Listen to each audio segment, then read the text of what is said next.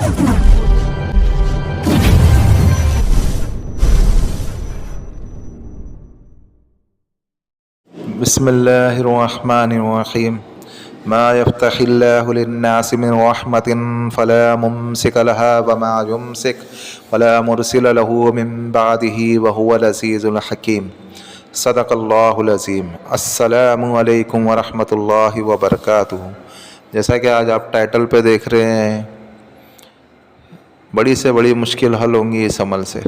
यानी ये अमल एक है, वजीफ़ा एक है, लेकिन आप इससे अनेक काम कर सकते हो।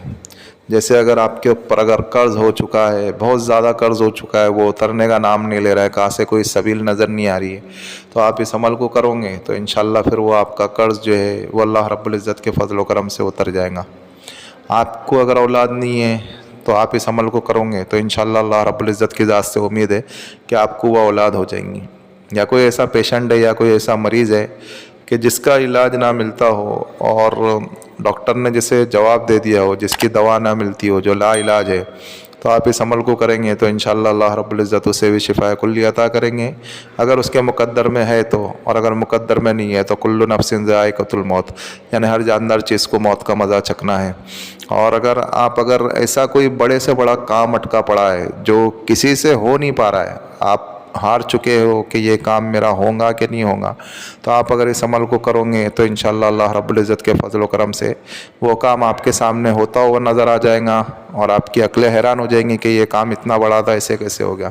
कोई पहाड़ के बराबर आपकी हाजत हो या पहाड़ के बराबर आपकी मुश्किल हो, तो आप वो सोचे कि ये काम मेरा किस तरीके से होवे, तो आप अगर इस अमल को करते हो तो इंशाअल्लाह फिर अल्लाह रब्बुल इज़्ज़त की ज़ात से उम्मीद है कि आपको जो है आपकी जो हाजत है या आपका जो काम है वो इंशाअल्लाह मिनटों सेकंडों में या दिनों में हो जावे। अल्लाह के लिए कोई मुश्किल नहीं है। और ऐसा कोई मसला पेश आ चुका है, जैसे आप अगर स्कूल में पढ़ते हो, कॉलेज में पढ़ते हो, आप चाहते हो कि आपका इनामी नंबर आपका जो रिज़ल्ट अच्छा आवे, आपके परसेंटेज अच्छे आवे, तो आप अगर इस अमल को करते हो तो इंशाअल्लाह अल्लाह रब्बुल इज़्ज़त की ज़ात से उम्मीद है कि आपके परसेंटेज भी अच्छे आएंगे और आपके फ़ेल होने के चांसेस कम हो जाएंगे।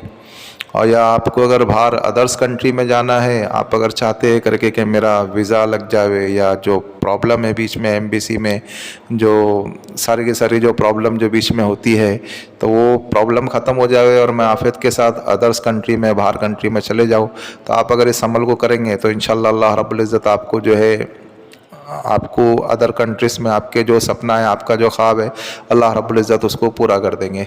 या अगर आप जॉबलेस है, आप चाहते हो कि आपको अच्छी जगह जॉब मिल जावे, आपकी सैलरी अच्छी हो जावे, तो आप अगर इस अमल को करते हो तो इंशाअल्लाह फिर अल्लाह रब्बुल इज़्ज़त जो आपको अच्छी जगह पे जॉब लगा देंगे। या जो कोई अगर ऑलरेडी अगर जॉब करता है, वो चाहता है कि मेरा इंक्रीमेंट हो जावे और मेरी सैलरी बढ़ जावे और मेरा बॉस मुझसे खुश हो जावे और मेरा प्रमोशन हो जावे, तो वो अगर इस अमल को करता है तो फिर इंशाअल्लाह अल्लाह रब्बुल इज़्ज़त उसके लिए दरवाज़े खोल देंगे। यानी अमल एक है और इसके फ़वाइद अनेक है। अभी हम चलते हैं अमल की जानिब। इस अमल के लिए कोई तन्हाई की शरत नहीं है। अगर तन्हाई मिलती है तो बहुत अच्छी बात है, नहीं तो आप इसको अपने कमरे में भी कर सकते हो, फैमिली वाले कमरे में, या मस्जिद में भी कर सकते हो। अगर औरतें अगर करना चाहती है, लेडीज़ अगर करना चाहती है, तो वो 21-21 दिन के 2 करेंगी। 21-21 दिन के उनको 2 बार करना पड़ेगा। और अगर मर्द हजरात करना चाहते हैं तो उन्हें 41 दिन लगातार करना पड़ेगा, समझे, क्योंकि औरतों का मसला होता है, कुछ अय्याम होते हैं मखसूस, तो इसके लिए उन्हें 21-21 दिन के 21 डेज़ के उन्हें 2-2 बार करने पड़ेंगे। और इसमें नौचंदी जुमेरात वगैरह किसी चीज़ का दखल नहीं है, आप किसी भी दिन से स्टार्ट कर सकते हो। सिर्फ शर्त ये कि जगह एक हो और वक्त एक हो।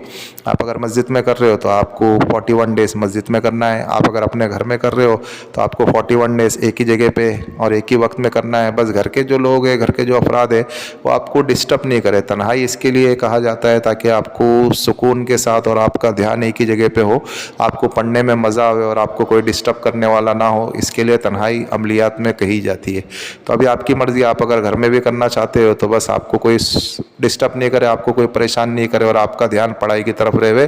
और अभी आपको जो भी आपका मकसद है, जो भी आपकी जायज़ हाजत है और जो भी आपका काम है या जो भी आपके ऊपर कुछ कर्ज़ वगैरह है, आपको जिस चीज़ के लिए भी अमल करना है उसका तसव्वुर रखते हुए, उसका ध्यान रखते हुए, आपको नमाज इशा के बाद रात में 10 बजे या 11 बजे कोई भी एक टाइम आप फिक्स करें। पहले दिन अगर जो टाइम पे बैठेंगे, आपको आखिर दिन तक के वही टाइम पे बैठना है। नमाज इशा के बाद رات میں 10 بجے یا 11 بجے یا 12 بجے، کوئی بھی ایک ہی ٹائم آپ کے حساب سے سہولت والا آپ ٹائم طے کرے۔ 41 دنوں تک کہ آپ کو ایک ہی جگہ پہ ایک ہی ٹائم پہ بیٹھنا ہے۔ پھر اس کے بعد آپ کو قبلہ رخ ہو کر کے بیٹھنا ہے، اور اول آخر آپ کو 7 مرتبہ درود ابراہیم پڑھنا ہے، اور درمیان میں آپ کو حامیم لا ینصرون، بس اتنا ہی پڑھنا ہے۔ پھر سے بتا دوں، اول آخر آپ کو 7 مرتبہ درود ابراہیم پڑھنا ہے، اور 100 مرتبہ آپ کو حامیم لا ینصرون، بس اتنا ہی پڑھنا ہے۔ 100 مرتبہ آپ کو پڑھنا ہے، اور پھر آپ جس مقصد کے لیے بھی کر رہے ہو، جس چیز کے لیے بھی آپ کر رہے ہو، اللہ رب العزت سے دعا مانگنا ہے،